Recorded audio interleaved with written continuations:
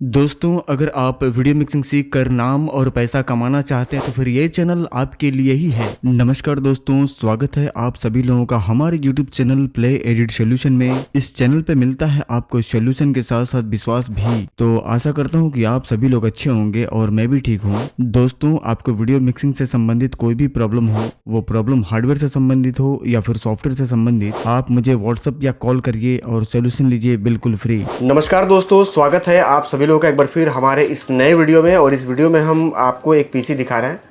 ऐसा मत समझिएगा कि ये पीसी हम बना करके इनको दिए हैं तो उसकी प्रमोशन के लिए या उसकी जानकारी के लिए हम आपको इस विषय में बताने के लिए वीडियो शूट करें, ऐसा कुछ नहीं है। ये पीसी कहीं और बनी थी और ये पीसी काफ़ी परेशान कर रहा था भाई साहब को।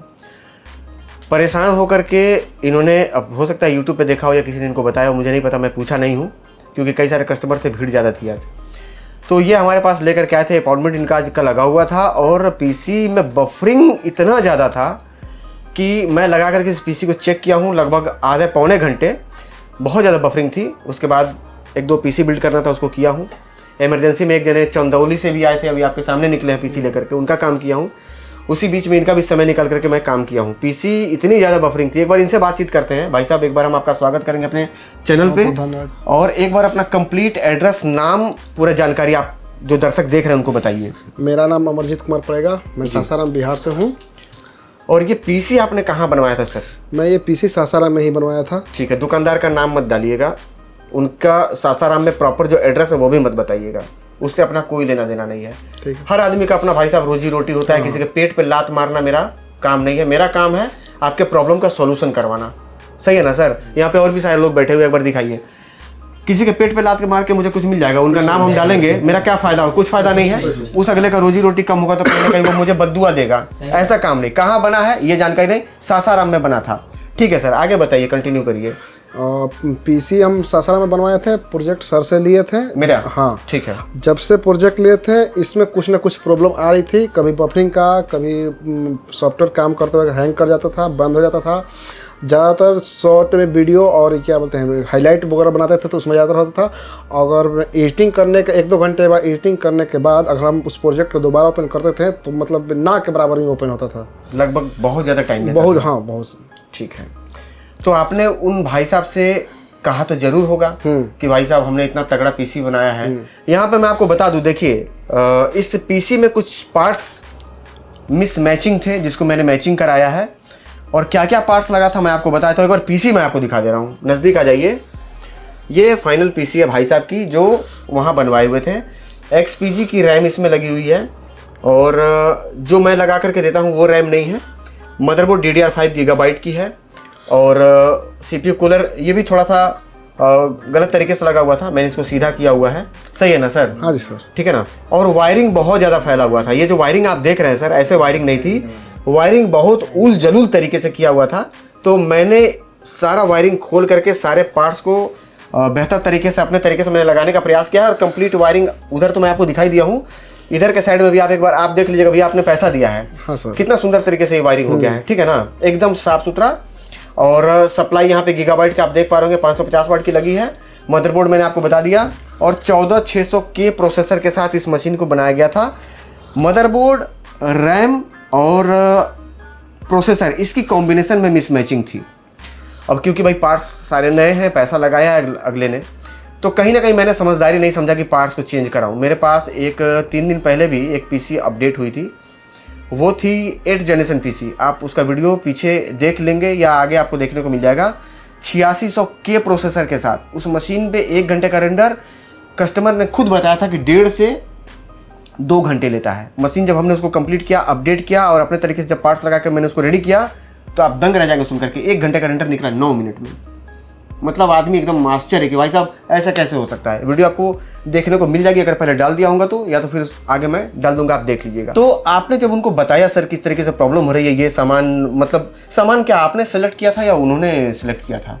मतलब दोनों लोग का मतलब कॉम्बिनेशन था। कॉम्बिनेशन। ठीक है, तो फिर उन्होंने कुछ हमारी भी राय थी, कुछ उनकी भी राय थी, किसके साथ ये डालिए, तो हमने पीसी बनाया था। ठीक है, तो फिर जब परफॉर्मेंस नहीं मिली, जाहिर सी बात है कि आपने हमको भी फ़ोन किया होगा कि सर बहुत बफरिंग कर रहा है। मुझे याद नहीं है क्योंकि बहुत सारे कॉल आते हैं, किया जरूर होगा आपने।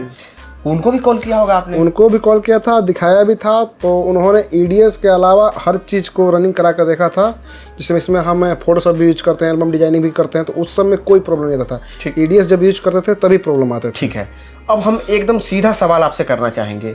मशीन वही है, पार्ट्स सारे वही है, एक भी कुछ चेंज हुआ, एक तार भी चेंज हुआ हो तो आप बता दीजिए, ठीक है? EDS भी वही है, प्रोजेक्ट और डाटा डोंगल सब वही है, तो खराबी क्या थी इसमें?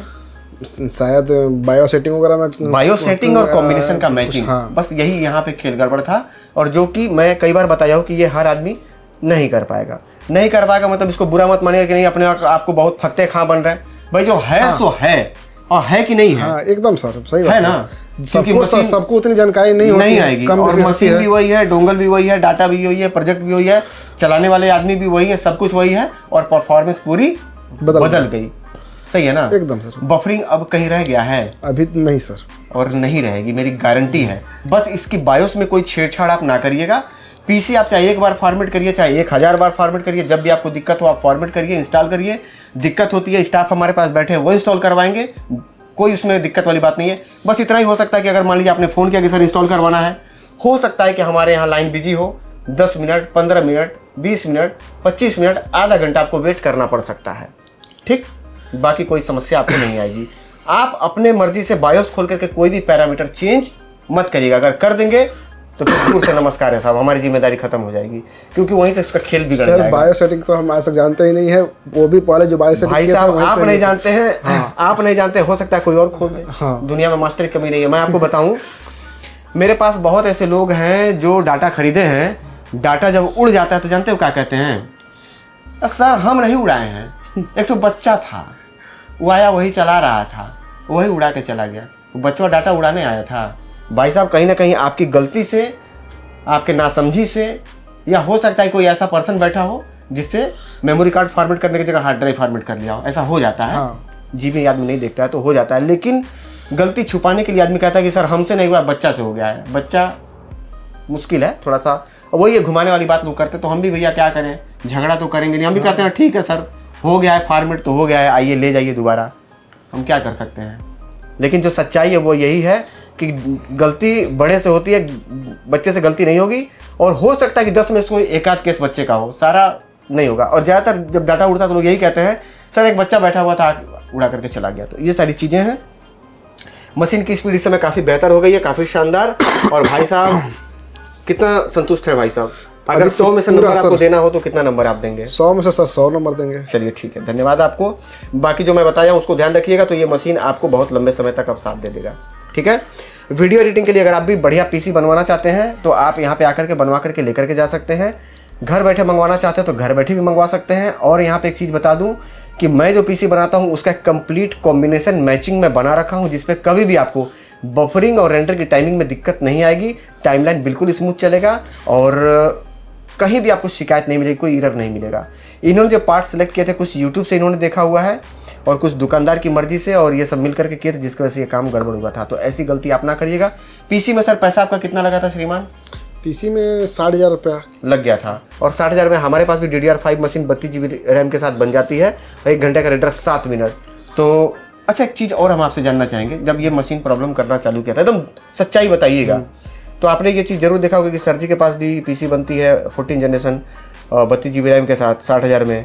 तो साला हम भी उतना ही पैसा लगा करके बनवाए हैं, हमको परेशानी हो रही है, सर जी बनाते हैं उनका बढ़िया चल रहा है, तो वहीं बनवा लेना चाहिए था। ऐसा आया था क्या दिल में? यस सर आया था ना? पछतावा हो रहा था? नहीं आया था, हो रहा होगा जो नहीं, लेकिन दिमाग में आया था। देखिए हुआ था ना कि सर उतने दूर से उतना बड़ा पीसी मंगाने में थोड़ा सा प्रॉब्लम का डाउट लग रहा था, इसलिए हमने पीसी वहीं से बनवा लिया था और आपसे डोंगल में ऑनलाइन मंगा लिया था। क्योंकि देखिए डाटा हमने पहले भी किसी कहीं और से मंगाया था ऑनलाइन से, तो वहाँ से सेफली आ गया था।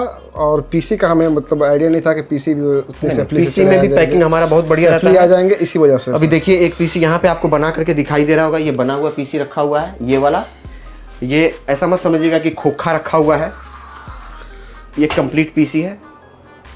सही है ना? हाँ, चालू पीसी तो हमारे सामने ही बना है। हाँ। एक पीसी यहाँ रखी हुई है और एक पीसी यहाँ बनने वाली है, अभी सामान सब निकालेंगे आपका काम करके तब।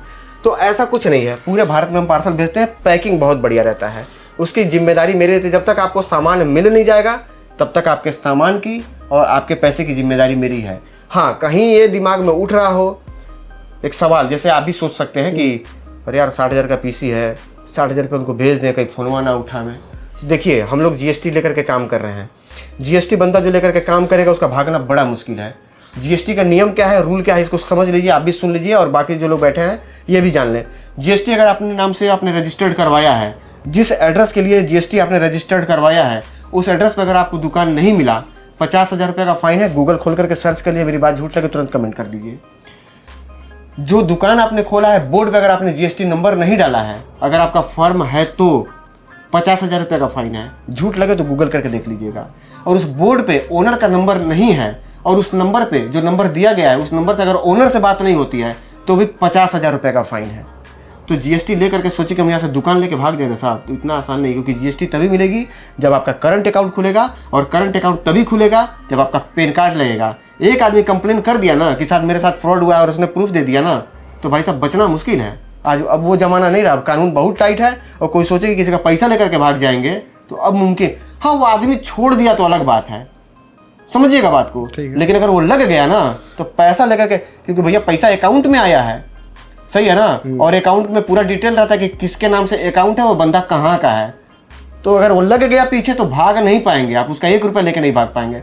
हाँ, छोड़ दिया तो अलग बात है। तो ये चीज़ें समझ लीजिएगा। और इस छोटी सी वीडियो से मैं उम्मीद करता हूँ कि काफ़ी जानकारी आपको मिल गई होगी। कुछ और जानना हो तो मुझे व्हाट्सएप या कॉल कर लीजिएगा। मिलेंगे अगले वाले वीडियो में, तब तक के लिए नमस्कार।